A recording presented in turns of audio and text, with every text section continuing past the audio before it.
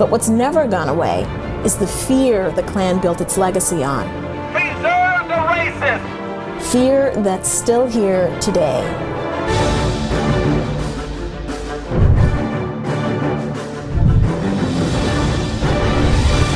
It was a dark and troubling part of American history. The Ku Klux Klan was at its peak and stronger than ever before. The KKK, or Ku Klux Klan, is a white supremacist hate group that has terrorized communities, particularly Black Americans, for over 150 years. The Ku Klux Klan was founded in 1865 by a group of former Confederate soldiers. Originally, it started as a social club, but it quickly turned into a violent organization aimed at resisting Reconstruction and maintaining white dominance in the South.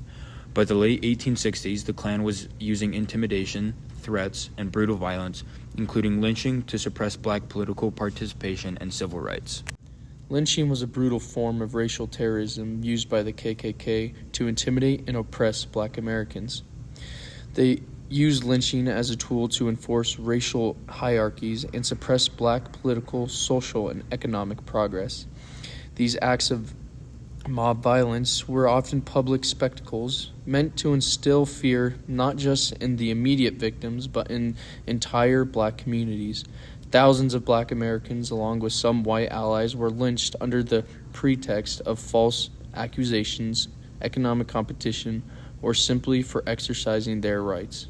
Woods on private property. It is 10 years in federal prison if done on a Black family's lawn to intimidate them. Klansmen for Mississippi! Mississippi! Klansmen for America! For America! Klansmen, behold the fiery cross, still brilliant. All the troubled history failed to quench its hallowed flame. Let me say that the cross is an inspiration. The Ku Klux Klan engaged in various rituals to promote its ideology and intimidate targeted communities.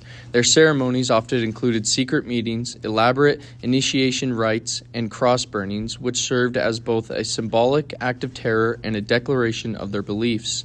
Members, dressed up in white robes and hoods to conceal their identities, would take oaths of loyalty and participate in rituals that emphasized racial superiority and allegiance to the organization. Cross burnings were typically conducted at night, often on private property or near communities they sought to intimidate. These gatherings frequently included speeches promoting their racist and anti-Semitic views, prayers, and sometimes even violent actions against those they opposed.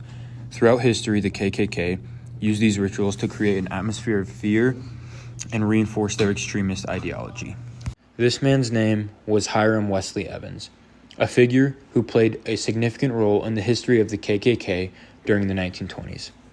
Evans was a dentist from Texas who became an imperial wizard or national leader of the Klan in 1922. After ousting his predecessor, William J. Simmons, under his leadership, the Klan reached the peak of its influence in the United States. Evans transformed the Klan into a political and social force, expanding its membership to millions across the country. He focused on appealing to white Protestant Americans who feared immigration, Catholicism, and social change.